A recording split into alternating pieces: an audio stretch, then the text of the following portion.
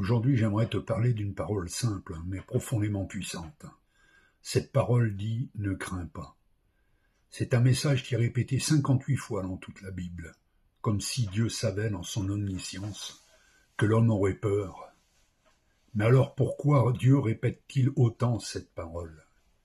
Est-ce parce que nous sommes faibles ou parce que la peur est existentielle à toute l'humanité? La Bible ne parle pas des gens parfaits, mais à des hommes et des femmes comme toi et moi. Souviens-toi de ceci. Abraham a eu peur, Moïse a eu peur, David a connu l'angoisse et même les disciples ont tremblé. Et pourtant, au cœur de leur situation, une voix revient. Ne crains pas.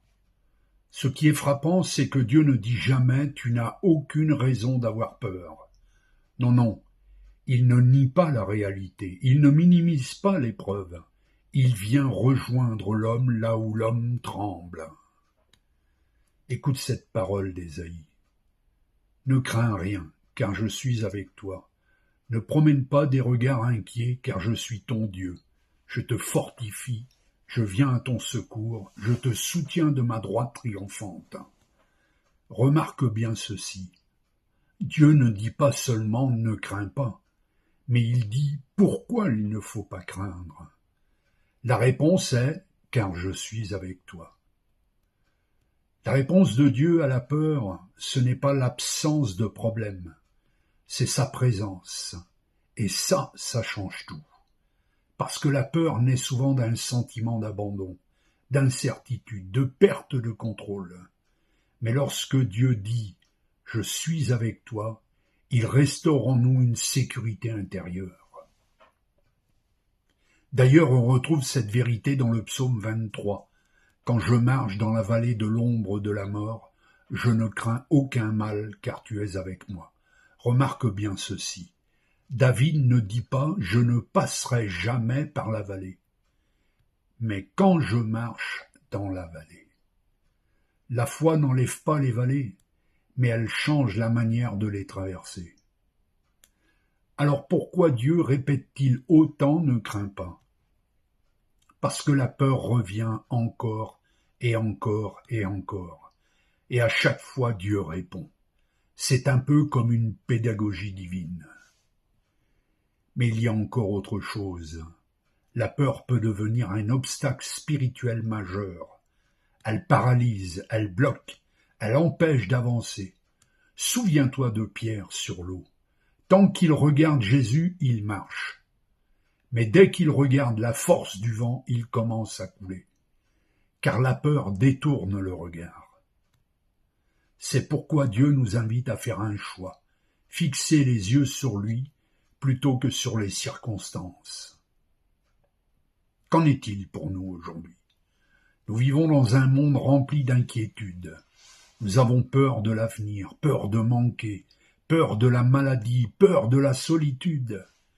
Et souvent, sans le dire, notre cœur est lourd. Alors comment vivre une foi courageuse dans ces circonstances? Premièrement, accueillir nos peurs sans culpabilité, car avoir peur ne fait pas de toi quelqu'un de faible, cela fait de toi un être humain.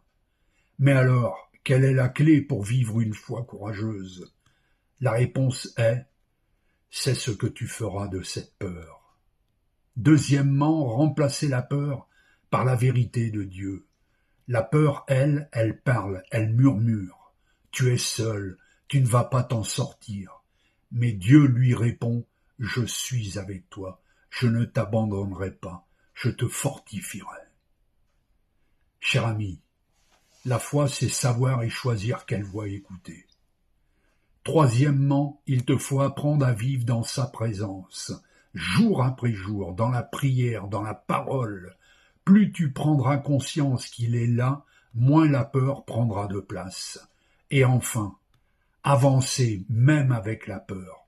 Le courage, ce n'est pas l'absence de peur, c'est avancer malgré elle. Dieu ne cherche pas des hommes parfaits, mais des hommes qui lui font confiance au milieu de la tempête. Écoute cette parole. Fortifie-toi et prends courage, ne t'effraie point, car l'Éternel ton Dieu est avec toi dans tout ce que tu entreprendras. Alors aujourd'hui, si ton cœur est agité, si tes pensées sont lourdes, si l'avenir te semble incertain, entends cette voix. Pas comme une formule, mais comme une présence qui te dit « Ne crains pas, je suis avec toi ».